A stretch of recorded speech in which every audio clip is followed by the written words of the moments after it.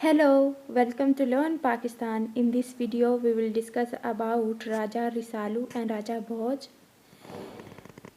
हमने राजा रसालू का जो फर्स्ट चैप्टर है, जो राजा रसालू अर्ली लाइफ पे है, वो हमने डिस्कस कर लिया था। उसको थोड़ा सा मैं बताती हूँ कि राजा रसालू, उसमें बताया हुआ था राजा रसालू का बचपन किस तरह का था। जब वो यंग हुए तो उनकी किस तरह की एक्टिविटीज़ थी, वो किस उनमें कौन कौन सी क्वालिटीज़ थी, वो किस नेचर के थे। और फिर उस चैप्टर का एंड कुछ इस तरह हुआ था, सैड एंडिंग थी उस चैप्टर की, कि राजा रसालू की कुछ जो एक्ट्स थे वो उनके फादर को बिल्कुल पसंद नहीं थे, जिसकी वजह से राजा रसालू को बैनिशमेंट फेस करना पड़ी। राजा रसालू के फादर जो एक मोनार्क थे, उन्होंने अपनी सल्तनत से अपना जो एक रूलिंग एरिया था उधर से राजा रसालू को निकाल दिया था। अब जो चैप्टर 2 है वो कुछ इस तरह शुरू हो रहा है कि राजा रसालू ने राजा भोज की तरफ स्टे किया। जब ये होता है तो ये एक पॉलिटिकल इंटरेस्ट होता था इसमें। अगर कोई बैनिशमेंट के बाद किसी की तरफ स्टे करता था, जैसे राजा रसालू ने राजा सुलभान के बेटे ने किया, तो इसका ये था राजा बहुत जो एक बड़े स्वीट नेचर के दिखाए हुए हैं, उनका पॉलिटिकल इंटरेस्ट पीछे लिंक्ड था कि अगर राजा, अब ये राजा रसालू तो एक ही बेटे थे ना अपने फादर के। अब जब राजा रसालू ने, ये तो कंफर्म था कि राजा रसालू ने ही अपने जो फादर की जो सीट है वो राजा रसालू ही संभालेंगे, आज नहीं तो कल। तो राजा भोज को इस बात का बहुत अच्छे से अंदाज़ा थी, इसलिए राजा रसालू को राजा भोज ने अपनी फेवर्स दी। और इसके बदले में वो जब राजा रसालू एक मोनार्क की हैसियत में जाने जाएंगे, तो राजा जो भोज है वो भी उनसे इस बदले अपने स्टे के लिए जो उन्होंने उनको दिया उसके लिए वो फेवर्स मांगेंगे। तो ये है पॉलिटिकल इंटरेस्ट भी पीछे लिंक्ड है। अब ये हो रही स्टोरी कुछ इस तरह शुरू होती है कि राजा रसालू राजा भोज के कोर्ट में स्टे करते हैं कुछ अर्सा, और फिर राजा रसालू को राजा भोज को कहते हैं कि अब आप मुझे इजाज़त दें, मुझे जाना चाहिए। राजा भोज बहुत स्वीट नेचर के दिखाएं, और वो अब आप उनके बात करने के अंदाज से आपको पता चल जाएगा कि वो कैसे हैं। तो राजा भोज बार बार उनको कहेंगे कि आप रुक जाए, इंसिस्ट करेंगे कि अब आपने रुकना है, मुझे आपसे अभी और बहुत कुछ सीखना है। तो राजा रसालू रुक जाते हैं उनके इंसिस्ट करने पे। फिर कुछ अरसा बाद राजा रसालू उनसे कहते हैं कि नहीं, अब मुझे जाना चाहिए, बहुत अरसा मैंने रुक लिया। तो राजा रसालू के वो जो राजा भोज होते हैं वो कहते हैं कि मैं आपको ना सरहद तक छोड़ के आऊँगा, हम दोनों वहाँ तक जो ट्रैवलिंग है वो हम इकट्ठे करेंगे। अब राजा रसालू और राजा भोज की जर्नी स्टार्ट हो जाती है। राजा भोज और राजा रसालू जा रहे होते हैं, और राजा भोज कहते हैं राजा रसालू को कि क्या आप मुझे कोई 5 दुनिया में काबिल नफ़रत चीज़ों के बारे में बताएंगे, आपके ख्याल में 5 काबिल नफ़रत चीज़ें क्या हैं। अब आपने नोटिस करना है राजा रसालू की लाइफ में जो एक विमेन का रोल था वो किस तरह का था, नेगेटिव रोल था उनकी मदर का, कि उन्होंने किस तरह उनके जो स्टेप ब्रदर थे उनके साथ किस तरह बिहेव किया, क्या क्या उनके साथ करवाया। तो राजा रसालू के ये दिल में एक औरत के लिए जो रिस्पेक्ट वाला एलिमेंट है ना वो ख़त्म हो चुका हुआ। अब आप नोटिस करेंगे राजा रसालू बार बार टारगेट किसको करेंगे, वीमेन के जो रोल है उसको टारगेट करेंगे कि वो किस तरह कितनी नेगेटिवली वो उनको देखते हैं। अब क्या है, वो कहेंगे अब काबिल नफ़रत चीज़ों में वो बार बार औरत का ही किरदार बताएंगे। पहले तो वो कहेंगे एक वो फूहड़ औरत, एक वो फूहड़ बीवी जो अपने हाउस और होम में ये डिफरेंस होता है कि जो हाउस होता है वो सिर्फ एक मकान होता है, ईंटों की बना एक स्ट्रक्चर होता है, लेकिन जो होम होता है वो एक स्ट्रक्चर के साथ साथ उसमें आपके जो लविंग वन है वो भी रहते होते हैं, जो आपके बिलव्ड वंस हैं वो भी रह रहे होते हैं। कुछ इस तरह उस स्ट्रक्चर के साथ साथ आपके जो घर वाले हैं वो भी आपके साथ रहते हैं। तो राजा रसालू कहेंगे कि अब वो जो है ना एक फूहड़ औरत क्या करेगी, फूहड़ बीवी वो जो स्ट्रक्चर है उसे भी डिस्ट्रॉय कर देगी, उसे संभालना नहीं आएगा, मैनेजमेंट उसकी पुअर होगी, और उसके बाद वो जो उसका घर है, जो घर में रहने वाले लोग हैं उनसे जो उसका रिलेशनशिप है वो भी ख़राब कर लेगी। अब सेकंड में वो कहते हैं कि एक बेहया बेटी वो काबिल नफ़रत है। थर्ड में वो कहते हैं एक ऐसी डॉटर इन लॉ, एक ऐसी बहू जो जिसकी ज़ुबान कड़वी है, तीखी ज़ुबान की मालिका है वो।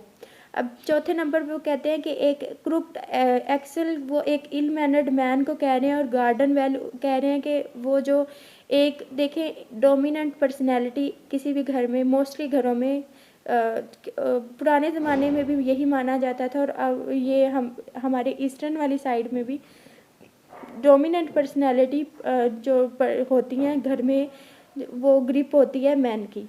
तो वो कहते हैं एक ऐसा आदमी, ऐसा इल मैनर्ड मैन जिसको यही नहीं पता कि मैंने अपने घर को किस तरह अपने कंट्रोल में रखना है। और फिर एक फील्ड यहाँ वो औरत को कह रहे हैं, वो कह रहे हैं एक ऐसी औरत जो आदमी के जो प्रोग्रेस के वे में हर्डल्स क्रिएट करे, वो औरत वो। और इधर इसका लफ्ज़ी मानी इस लाइन का मतलब ये है कि एक ऐसी फसल जो गांव जाने वाले रास्ते के बिल्कुल ऊपर हो। ऐसा होता नहीं है, लेकिन वो इस तरह करके एग्ज़ाम्पल दे रहे हैं, और एग्ज़ाम्पल के साथ वो कह रहे हैं कि वो एग्ज़ाम्पल को इनडायरेक्टली वो औरत को कह रहे हैं कि वो औरत जो एक मैन की प्रोग्रेस के वे में हर्डल्स क्रिएट करती है, वो औरत काबिल नफ़रत है। राजा बहू जी ये सब सुन के बड़ा अप्रिशिएट करते हैं कि हाँ जी आपने मुझे बहुत अच्छी बातें बताई हैं। अब क्या होता है, ये जाते जाते एक गार्डन में रुक जाते हैं, और वो गार्डन होता है एक रानी का जिनका नाम होता है रानी सुबहान, और सुबहान का मानी होता है ब्यूटी। अब क्या होता है कि रानी सुबहान ने कहा होता है कि कोई भी जो राह गुज़र होंगे वो मेरे फाउंटेन से पानी नहीं लेंगे और उसके करीब नहीं आएंगे। अब इन्होंने ये क्या करते हैं, वहाँ से पानी भरते हैं और पी लेते हैं। अब उतनी देर तक वहाँ उनकी जो रानी सुबहान की 100 जो ब्यूटीफुल मेड्स होती हैं, जिनके पास आर्म्ड वो पूरी उनके पास फुल वो आर्म्ड होती हैं विद आर्म्स, और वो आती हैं और अब उनके पास तलवारें वगैरह होती हैं, और वो आके कहती हैं कि तुम में से हमें बताओ, तुम में से किसने हमारे फाउंटेन को पकड़ा है, उसमें से पानी लिया है, हम उसको पनिश करेंगे। रानी सुबहान की तरफ से हमें मिला है ऑर्डर, हम क्या करेंगे, उस आदमी ने जिसने ऐसा किया है उसके कान भी काट देंगे और हाथ भी काट देंगे और आप सबको गिरफ्तार कर लेंगे। अब राजा रसालू कहते हैं पछतावे में, कहते हैं ओ हमारे, जैसे इंसान कहता नहीं ओ खुदाया हम किस मुसीबत में फंस गए, तो राजा रसालू तो वो जिस तरह अपने गॉड को याद करने वाले या पछताने वाले अंदाज में होते हैं, वो कहते हैं हम किस मुसीबत में फंस गए हैं। और फिर राजा रसालू उनको कहते हैं कि ओ ब्यूटीफुल लेडीज़, हम तो यहाँ से गुजरने वाले, हम मुसाफिर हैं, हमें मत हमारे साथ इस तरह ट्रीट नहीं करो, हमें जाने दो। वो उनसे कहती हैं कि मतलब वो उसकी तरफ देखती हैं रसालू की तरफ, और कहती हैं कि तुम हो कौन। तो राजा रसालू कहते हैं मुझे रसालू कह के बुलाया जाता है। जैसे ही वो लड़कियां सुनती हैं, राजा रसालू बहुत फेमस रह चुके होते हैं, और उनके बारे में लोगों को पता होता है कि मतलब एक वो होता नहीं, एक जो डराने वाला इमेज क्रिएट हुआ होता है लोगों के ज़हनों पे कि रसालू जो है वो लोगों को मार देता है। और आपने चैप्टर 1 में अगर देखा हो, पढ़ा हो, तो आपको पता होगा कि राजा रसालू औरतों को किस तरह तंग करते थे, उनके घड़े तोड़ देते थे, उनके किस तरह उनको परेशान करते थे। तो अब वो कहती हैं कि वो आपस में सर जोड़ लेती हैं सब औरतें, और वो जो लेडीज़ होती हैं, और वो कहती हैं कि ये तो हमें मार, अगर ये वाकई ही रसालू है तो ये हमें मार देगा। अब वो क्या कहती हैं, अब वो सोचती हैं कि हम ऐसे करते हैं, रसालू को जाने देते हैं, बाकी सबको पकड़ लेते हैं। तो राजा रसालू कहते हैं अगर हसीनाओं आप ये सोच रही हैं कि आप बाकी सबको नहीं छोड़ेंगे और मुझे छोड़ने देंगी, तो ऐसा नहीं होगा, हम सब इकट्ठे आए और इकट्ठे ही जाएंगे। तो एक मेड उसमें से कहती है कि हम क्या मतलब, वो कहती है, एक मेड कहती है कि हम किस तरह जाके अपनी रानी को कन्विंस करेंगे, कैसे, हम तुम लोग को जाने तो दें, लेकिन हम अपनी रानी को क्या जवाब देंगे। अब रसालू जो है वो कहते हैं कि क्या 3 आदमी आए थे जो आपका गार्डन है वहाँ थोड़ी देर बैठने के लिए, और वो आदमी किससे बिलोंग करते थे, आपके जो फादर हैं उनके साथ उनका लिंक था। वो पादरी, वो जो आदमी आए थे वो पादरी थे, उनका लिंक आपके फादर के साथ था, और वो आए और आपने क्या किया, उन्हें अब अपनी तलवारें दिखाकर उन्हें नाखुश कर दिया, और वो खड़े हुए और वो चले गए। अब हमें नहीं पता उनका रास्ता किधर को था, वो कश्मीर गए हैं या काबुल गए हैं, हमें इसके बारे में नहीं पता। अब ऐसे ही होता है, रानी सुबहान को आके वो सारी बात बताती हैं। रानी सुबहान कहती हैं कि ओ ये क्या हुआ। पादरी की क्रिश्चियनिटी में जो प्रीस्ट होते हैं उनकी बड़ी इम्पोर्टेंस होती है, उनको एज अ फादर समझा जाता है, उनको और वो उनकी इस अंदाज में इंसल्ट टॉलरेट नहीं की जाती, और वो रानी सुबहान बेताब हो जाती है और कहती हैं कि कितने दूर से वो आए थे और हमने उन्हें नाखुश कर दिया। वो भाग के गार्डन की तरफ जाती हैं, तब तक राजा रसालू जा चुके होते हैं। अब राजा रसालू और उनके जो साथी हैं वो मज़ीद सफ़र करके आगे आते हैं और वहाँ एक थोड़ी सी वीरान जगह होती है, लेकिन उसमें क्या होता है कि बड़े मैंगो ट्रीज़ होते हैं और नदी भी वहाँ पास ही बह रही होती है। अब राजा रसालू और उनके दोस्त वहाँ रात रुकने का फ़ैसला करते हैं, एक हिरन का शिकार करते हैं और उसे इंजॉय कर रहे होते हैं और अब वहाँ एक और राजा की एंट्री कुछ इस अंदाज में एक और कैरेक्टर को ऐड करते हैं स्टोरी में, और उनका नाम है राजा होम। जो दिल्ली में एक बैटल थी, ग्रेट बैटल, जिसमें वो किसी और ग्रेट राजा के साथ उनकी बैटल थी और वो वहाँ से हार गए थे और उन्होंने अपने लोगों का खून बहते हुए छोड़ा और ख़ुद अपनी जान बचाते हुए भाग के यहाँ आ गए अपनी वाइफ को लेके। अब रात हो रही है। जो राजा होम है वो अपनी बीवी को, अपनी क्वीन जो है उनको पास जो है जी, तो राजा जो होम है वो अपनी ब्यूटीफुल वाइफ को पास क्वीन को सोए देखते हैं और वो पोइट्री में लाइंस बोलना शुरू कर देते हैं। वो अपनी वाइफ के हुस्न पे और चाँद के हुस्न पे लाइंस बोलना शुरू करते हैं कि गंगा जैसा कोई पानी नहीं है और मून जैसी कोई लाइट नहीं है और कोई नींद ऐसी नहीं है जो कोई ऐसी नींद से अच्छी नींद नहीं है जो बेफिक्री में सोई जाए और कोई सुकून ऐसा नहीं है जो एक औरत की आंखों में होता है। और इस तरह करके वो तारीफ़ करना शुरू कर देते हैं और पास बैठा जो उनका वज़ीर होता है वो उनको दाद दे रहा होता है कि वाह राजा, आपने बहुत ही अच्छा कहा। लेकिन पीछे से आवाज़ आती है कि वो कहते हैं इन लॉनली वुड्स आई वॉक राजा, के जो वुड्स होते हैं जंगल, वो कहता है कि मैं अकेला ही तन्हा जंगल में चल के आया हूँ राजा। और वो कहते हैं कि राजा रसालू को वो बताना कोशिश करता है कि ये तुम्हारे इर्द गिर्द के जो तुम्हें ये दाद दे रहे हैं, ये इनमें तो खुद ही अकल नहीं है। वो इस तरह करके उनको डिसरिस्पेक्ट करते हैं और राजा होम जब ये सुनते हैं तो राजा होम को बहुत गुस्सा आता है और वो कहते हैं ये है कौन जिसने इस तरह करके मेरी बात को इंटरप्ट किया और अपनी बात कहने की कोशिश कर दी है। तो राजा वो उनके वज़ीर उठते हैं, वो कहते हैं मैं जाके देखता हूँ ये किसने बेअदबी की है। और वो जाता है और वो कहता है कि तुमने ऐसा क्यों किया, कि वो राजा की तुमने बात किस तरह काटी, और चलो तुम मेरे साथ, अब राजा तुम्हें बुला रहे हैं।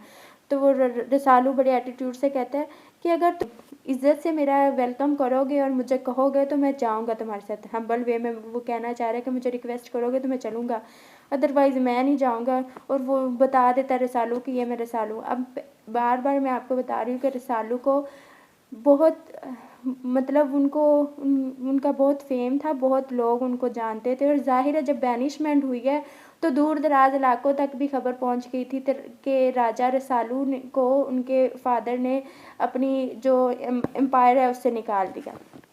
तो ये बात ऐसे फैली जैसे जंगल में आग की तरह।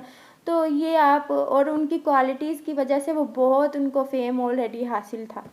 अब क्या है, राजा रसालू वो जब सुनता है वज़ीर तो वो जाके ऐसे ही बताता है। तो वो राजा होम कहते हैं कि तुम ले के आओ उन्हें, इज़्ज़त से ले के आओ। राजा रसालू जाते हैं और उन्हें जाके सलाम करते हैं और वो कहते हैं, और वो जो राजा होम है वो हैरान होकर पूछता है कि क्या आप वाकई राजा रसालू हैं। तो राजा रसालू कहते हैं कि हाँ मैं ही हूँ, और मैं ही हूँ जिसने ये जसारत किया कि उसने जो आपकी बात को काटा है और आपकी बात में मुदाखलत की है। तो राजा होम कहते हैं अगर मैं गलत हूँ तो प्लीज़ मेरी करेक्शन आप कर दें।